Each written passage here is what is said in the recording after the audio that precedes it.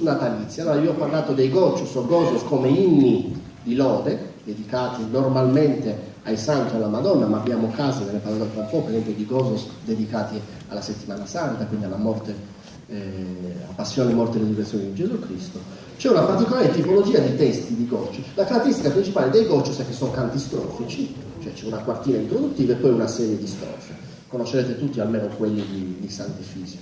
L'altra caratteristica formale è che i gocius hanno un metodo tonale, si ha il nostro intercessori, fi martiri glorioso, 8 sillabi.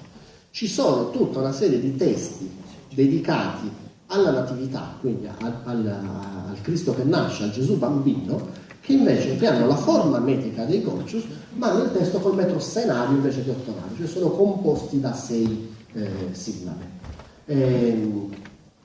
Tonino, dici... Allora, facciamo così. Io insomma, vi do giusto qualche informazione preliminare, ma poi è bene che gli interpreti presentino loro i brani che conoscono meglio di me. Saluto a tutti. Allora, noi stasera facciamo 2 brani, come ha detto Marco. Il primo è un esempio di gocius, appunto natalizi, gocius de Vastigella.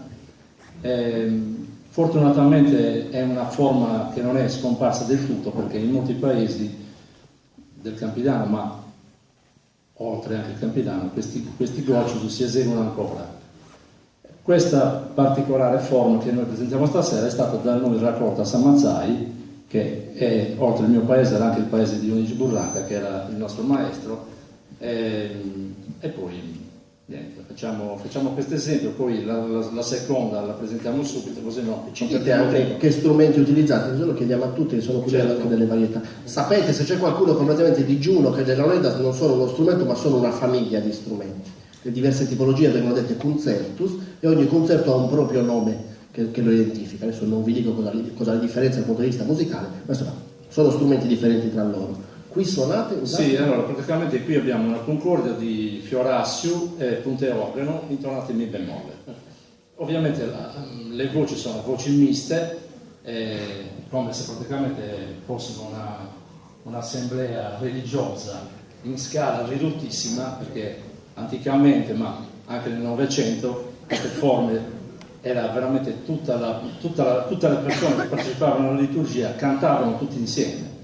Non c'era un certo repertorio, era riservato a cantori un po' specializzati. I gocius normalmente li cantavano tutti insieme. Ci dice anche i nomi dei componenti? Allora, Sergio Recisi e Antonello Ghiani sono gli strumentisti, i cantori sono Antonello Giuntini, Romeo Dentoni, Paola Dentoni, Marisa Casula e io sono Tonino Leoni. Siamo ridotti, abbiamo 2 assenze, purtroppo cercheremo di fare quello che si può.